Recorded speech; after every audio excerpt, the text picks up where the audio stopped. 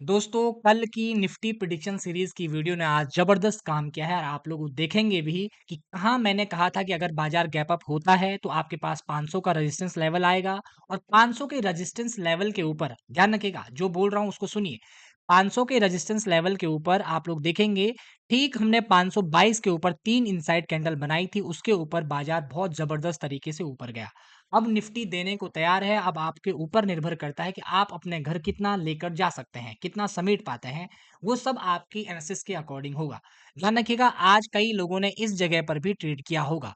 इस जगह पर इस जगह पर वो लोग प्रॉफिटेबल हैं, लेकिन वो लोग अपनी आदत में एक चीज को डाल रहे हैं कि 500 के राउंड लेवल को वो इग्नोर कर रहे हैं। 500 का राउंड लेवल दोस्तों बहुत इंपॉर्टेंट लेवल है।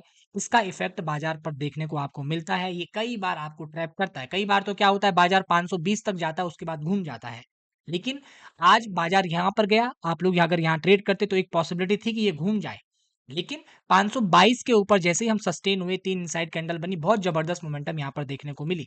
और मैंने आपको क्या बताया है, बाजार आपको देगा, ट्रेड आपको मिलेंगे, लेकिन उसके लिए आपको वेट करना पड़ेगा। जैसे कल की वीडियो में कुछ बताया था, वैसे ही आज कल के लिए 17 अक्टूबर को मार्केट क्या कर सकता है, ये वीडियो आपकी बहुत जबरदस्त मदद करने वाला है। थोड़ा चित्र को देखना सीखिए। अब यहाँ देखिए ये हमारा डेली चार्ट है, ठीक है? डेली चार्ट है निफ्टी का। हमने एक ट्रेंड लाइन बनाई थी, उस ट्रेंड लाइन का ब्रेकआउट आज हमको मिल चुका है। आज हम 500 के ऊपर सस्टेन हो चुके हैं। अब हमारे पास जो लेवल बच रहा है ये वाला, ये है 25,675। 25,675 का जो एक लेवल है, जो पुराना हाई लगा हुआ है, वो हाई अब हम लोगों के लिए एक रेजिस्टेंस का काम कर सकता है। और जैसे हम इस रेजिस्टेंस से ऊपर जाएँगे तो हमारा एक स्ट्रेट हॉरिजॉन्टल लाइन का ब्रेकआउट भी हमको मिल जाएगा। इस बात को आपने समझना है। लेकिन अब आपको चार्ट तो दिख रहा है, कल यहाँ पर क्या कंडीशन बन सकती है उसको समझने से पहले एक बार बैंक निफ्टी का चार्ट भी देख लेते हैं कि बैंक निफ्टी कैसा चार्ट यहाँ पर बना रहा है। तो ये रहा आपके सामने बैंक निफ्टी का डेली चार्ट। बैंक निफ्टी में भी हम अब एक हॉरिजॉन्टल लाइन के ब्रेकआउट के आसपास पहुंच रहे हैं, जो बैंक निफ्टी का ऑल टाइम ब्रेकआउट पॉइंट होगा। ध्यान रखिएगा, बैंक निफ्टी का ये ऑल टाइम ब्रेकआउट पॉइंट है, लेकिन निफ्टी का ऑल टाइम हाई कुछ और है, वो मैं भी आपको दिखाता हूं। ध्यान रखिएगा ये इसका ऑल टाइम हाई है और जो हम अभी यहाँ पर जा रहे हैं ये ठीक इस रेजिस्टेंस के आसपास हम आ गए हैं। इसके ऊपर 58,000 का राउंड लेवल उपलब्ध है। अब हमको जाना है निफ्टी का राउंड लेवल देखने के लिए कि निफ्टी का ऑल टाइम हाई क्या लगा है। निफ्टी का ऑल टाइम हाई दोस्तों ये वाला है, ये है आपका 26,400 के आसपास का। 26,400 के आसपास, थोड़ा नीचे ही है लेकिन आप लोग राउंड फिगर में समझिए, उसके आसपास का हमारे पास ऑल टाइम हाई लगा हुआ है, यानी कि हम उससे अभी नीचे हैं और हमारा bank Nifty all time high के आसपास पहुंच गया। मैं आपको 5 मिनट के या 15 मिनट के प्राइस एक्शन वीडियो पर प्राइस एक्शन पर लेकर चलता हूं कि कल क्या क्या पॉसिबिलिटी यहाँ पर हमको देखने को मिल सकती है। देखिए लास्ट के आधे घंटे में हमको एक थोड़ा सा गिरावट देखने को मिली है की पॉसिबिलिटी ध्यान से समझिए। ये वाली जो लाइन है दोस्तों, ये ये वो हॉरिजॉन्टल लाइन है जो हमारे लिए ऑल टाइम नहीं, एक इनसाइड ब्रेकआउट की लाइन है, हॉरिजॉन्टल लाइन है निफ्टी की। तो ये लेवल हमारे लिए एक रेजिस्टेंस का लेवल है।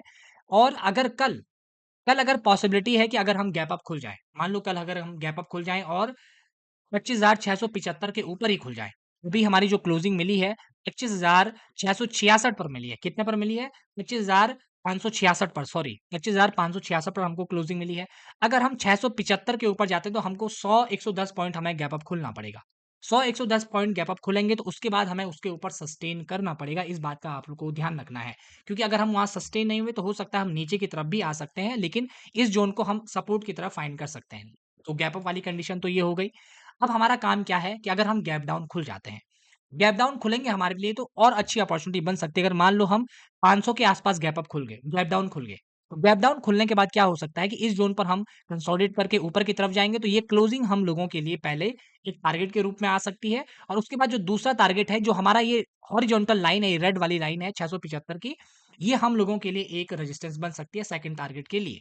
अब यहाँ पर एक बात आपको ध्यान रखनी है, ठीक 675 पर हमें टच करके नीचे नहीं आना है, हमें 688 के आसपास सस्टेन करना चाहिए। उसके ऊपर अगर हम रहते हैं तो हम लगातार ऊपर की तरफ को कुछ दिन होल्ड करते हुए ऊपर की तरफ को जा सकते हैं। एक पॉजिटिव सिनेरियो हमको देखने को मिल सकता है।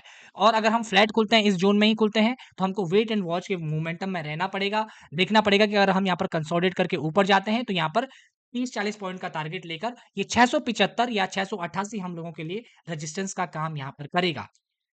इस बात को आप नोट मानकर रखिए।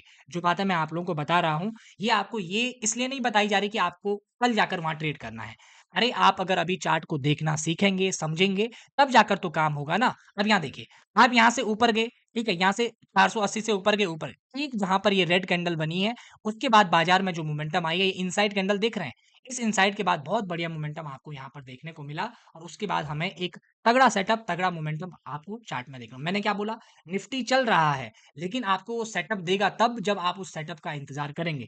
जल्दबाज़ी करेंगे तो आपके कई बार ज़्यादा एसएल होंगे, लेकिन अगर आप जल्दबाज़ी नहीं करते, इंतज़ार करते हैं, वेट एंड वॉच के मूड में रहते हैं, तो आपको ज़बरदस्त सेटअप देखने को मिलेंगे।